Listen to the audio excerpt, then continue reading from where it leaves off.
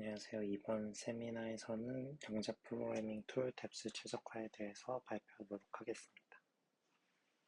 그래서 해당 논문에 대한 내용이고, 이제 기존 양자 프로그래밍 툴들이 이제 양자 구현을 입력했을 때 최적의 뎁스를 찾아주지 못하는 문제점이 있습니다. 그래서 원래는 그걸 해결할 때 저희는 이제 수작업으로 양자 게이트 순서들을 바꿔가면서 낮은 뎁스를 찾곤 했었는데, 교수님께서 이걸 이제 자동화하는 툴에 대한 아이디어를 주셨고, 네, 그거에 대한 연구 내용입니다. 그래서 교수님은 이전에 그 슬로시라는 논문의 퀀텀 버전에서 슬로시 Q를 논문 제목으로 추천해 주셨었는데, 이제 논문 작성을 하고 이제 슬로시 Q도 좀 보고 보니까 이제 슬로시 Q에 비해서는 좀 너무 간단하고 그래가지고 좀 슬로시 Q를 붙이기 좀 민망해서 네, 이러한 제목을 붙였습니다. 그래서 이거는 이제 양자회로 프로그래밍 툴에서 이제 나오는 문제점으로 인한 하나의 케이스인데, 이제 AS 믹스 컬럼을 이제 빅크립토 16에서도 구현하고 유로크립트 20에서도 구현을 했었습니다. 근데 동일한 AS 믹스 컬럼 구현임에도 불구하고 이제 유로크립트 구현에서 훨씬 더 높은 뎁스가 보고되었습니다. 그래서 해당 논문에서는 이제 저자들도 요 피크크립토 구현이랑 같은 거를 썼는데 왜 뎁스가 더 높은지는 모르겠다 하고 끝났었습니다. 구현을 살펴보면은 유로크립트 구현인데 보시면은 같은 큐빗이 좀 반복적으로 사용되는 방식으로 이제 프로그래밍이 되었습니다. 그래서 이 경우에 이제 좀 높은 뎁스가 나오는 문제점이 있는 거고, 앞서 말씀드린 것처럼 이제 하나의 큐빗이 아래처럼 반복적으로 사용되는 경우 이 게이트들이 뒤에 게이트들이랑 병렬로 수행될 수 있음에도 불구하고 이제 프로그래밍 툴들이 그걸 잘 찾아주지 못합니다. 그래서 높은 뎁스가 나오게 되는 거고, 뭐 프로젝트 큐, 큐샵, 큐스킷, 큐크립톤, 서큐 이러한 프로그램에서도 동일한 문제점이 발생합니다.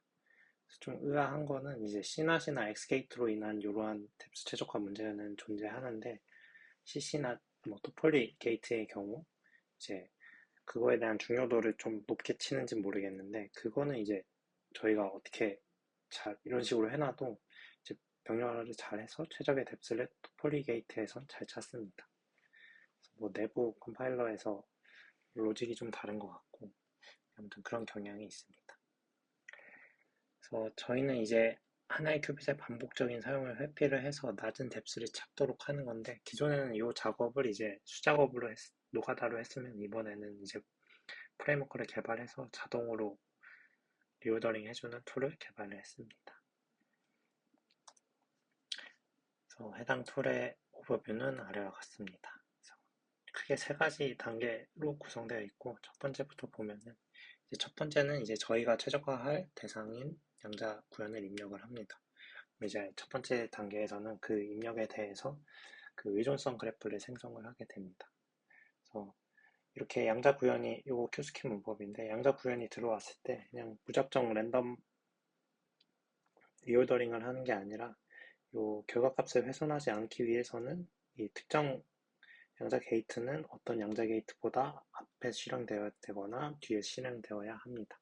그런 걸 찾아주는 게 첫 번째 단계고, 그런 의존성 그래프를 오른쪽과 같이 찾아낼 수 있습니다. 그래서 요거는 이제 간단한 토익 그냥 그려서 이렇게 디펜던시 그래프가 간단하게 나오는데, 이제 실제 구현을 넣으면 좀 더 요 디펜던시 그래프가 좀 더 복잡하게 나옵니다. 살펴보면은 그래서 입력된 양자 게이트 시퀀스들 중에서 9에서 13번째 라인은 이제 14번째보다 무조건 먼저 실행되어야 된다라는 의존성 그래프가 생성이 되게 됩니다. 보시면은 하나만 보면은 이제 9번 라인이 C낫 24인데 이게 컨트롤 큐빗이고 타겟 큐빗입니다. 근데 뒤에서 이제 컨트롤 큐빗으로 사용되는 이 두 번째 큐빗이 X게이트로 인해서 업데이트 되기 때문에 9번이 만약에 이제 14번보다 뒤에 실행되게 되면은 결과값이 훼손이 되게 됩니다. 이러한 의존성 그래프가 맞춰서 생성되게 되는 거고, 이제 알고리즘 1을 살펴보면은 이제 수도 코드는 다음과 같습니다. 네, 그래서 알고리즘을 간단하게 살펴보면은 이제 첫 번째로 이제 저희가 입력한 그 게이트 시퀀스들이 들어오면은 거기서 이제 그 컨트롤 큐빗으로 사용되는 애들은 요 리드에 넣고 타겟 큐빗으로 사용되는 애들은 그 라이트에 넣습니다. 그리고 앞에 같은 케이스에서 의존성 그래프는 여기 아래에서 저장이 되게 됩니다. 만약에 뭐 어떤 큐빗이 타겟 큐빗으로 쓰이고 있고 그거에서 그 게이트보다 앞선 게이트에서 그 큐빗이 요 리드 컨트롤 큐빗으로 사용되는 경우 요 의존성 그래프가 아래와 같이 추가가 되게 됩니다. 그래서 요 제2번째, 요 두 번째 이 큐빗 2가 타겟 큐빗으로 쓰이고 있는데 앞에 시퀀스에서 만약 그 큐빗이 요 컨트롤 큐빗으로 사용되고 있다면 요 오른쪽과 같이 디펜던시 그래프가 이쪽 아래 부분에서 생성이 되게 됩니다. 그래서 이런 식으로 디펜던시 그래프를 첫 번째 알고리즘에서 생성을 합니다. 그리고 두 번째는 이제 그 알고리즘 1에서 바나나 디펜던시 그래프를 기반으로 이제 랜덤하게 섞어줍니다. 그래서 이 디펜던시를 지키면서 결과값을 훼손하지 않는 선에서 계속 리오더링을 할 수가 있습니다. 그래서 알고리즘 2가 그 역할을 하는 거고, 세 번째는 이제 그러면 그 디펜던시 그래프랑 요 리오더링을 가지고 계속 리오더링을 합니다.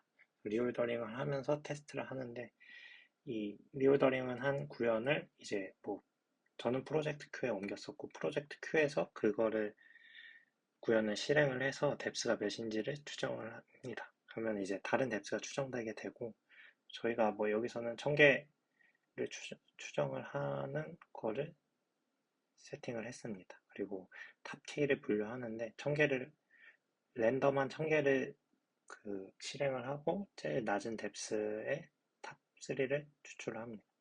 그래서 아래와 같이 이제 후보지 3개가 그 반환이 되게 됩니다. 마지막으로. 그래서 이거는 이제 알고리즘 3에 대한 스톡 코드고 앞에서 했던 내용 그대로 이제 의존성 그래프를 생성하고 계속 리오더링하고 테스트하고 리오더링하고 테스트하고 이제 저희가 원하는 만큼 한 다음에 탑 K를 최종으로 반환을 합니다. 그래서 앞에 것들은 이제 요즘 뭐 챗GPT가 잘하기 때문에 처음엔 잘 못했는데 계속 이렇게 훈육해 가면서 만들었습니다.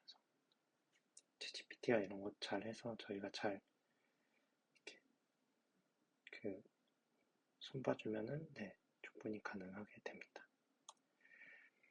그래서 해당 툴을 가지고 이제 실제로 사용되는 케이스들을 가지고 테스트를 해봤었습니다. 앞에는 그래서 토이 이그젠플이고 저희 이 표는 이 논문에 있는 결과인데 우선 가장 먼저 AS 믹스 컬럼을 테스트를 해봤었고 이제 AX 믹스 컬럼 같은 경우에는 기존에 있는 게 제일 좋은 결과가 있어가지고 그거를 뛰어넘는 건 어렵고 이제 뭐 그러면 그거 베스트보다는 그 전에 이제 결과들을 좀 리오더링해서 좀 줄어들 수 있다는 그러한 결과를 보여줬습니다.